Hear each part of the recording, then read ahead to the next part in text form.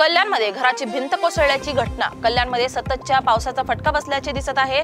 ठाणकर पाडा परिसरात एका घराची भिंत कोसळली आहे। या दुर्घटनेत शेजारच्या घराची भिंत देखील तुटली, मात्र सुदैवाने कोणतीही जीवितहानी झालेली नाही।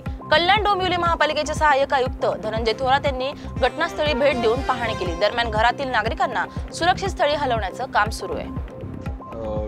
ठाणकर पाडामध्ये दुर्गानगरमध्ये ही परदेशी चाळ आहे, तेथील प्रजापतीचा, त्यातील हे घर बंद होतं, त्याची भिंत कोसळली आहे। त्याच्यामुळे त्याच्या मागच्या जो घर आहे त्या घराची भिंत फुटलेली आहे। तिथे भाडेकरू राहतात, त्यांचं सामान आता आम्ही शिफ्ट करायला सांगितलं त्यांना, कारण ती भिंत पण कधी पण कोसळण्याची शक्यता आहे।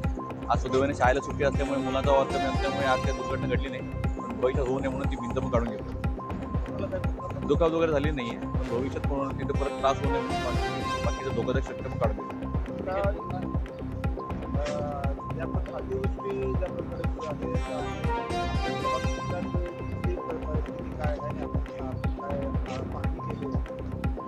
सकाळपासून आम्ही राऊंडवर आहोत। सकाळी 10 वाजता आज भरती होती, हायटाईट होती। त्या टायमाला पाणी लॉकिंगच्या बऱ्याच साऱ्या तक्रारी होत्या। तसेच छत्रपती शिवाजी महाराज चौक तसेच स्टेशन परिसरात पाणी लॉकिंग झालं होतं। महापालिकेमध्ये कर्मचारी फील्डवर काम करत होते, तरी तिथे डिवॉटरिंग पंपांद्वारे पंप चालू करून केल्यात आले, त्यामुळे पाण्याची निचरा होण्यास मदत झालेली आहे। सेम कोर्ट परिसरात सुद्धा परिस्थिती तशीच होती, पण तिथे पण एस्टिमेशन मार्फत डिवॉटरिंग पंप लावण्यात आले, त्यामुळे पाण्याचा निचरा झाला आहे, बघून आलो।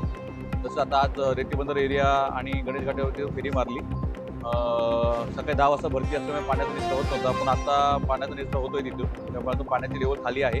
पण तरी पण आज रात्री 9च्या दरम्यान भरती आहे। 4 वाजता पाणी लॉकिंग व्हायला सुरुवात होईल। तरी आम्ही तिथे नागरिकांना सूचना दिल्या आहेत की तुम्ही तिथे स्थलांतरित व्हावं आणि दक्ष राहावे, सतर्क राहावे, गरजेचं सामान घेऊन तिथून स्थलांतरित व्हावं।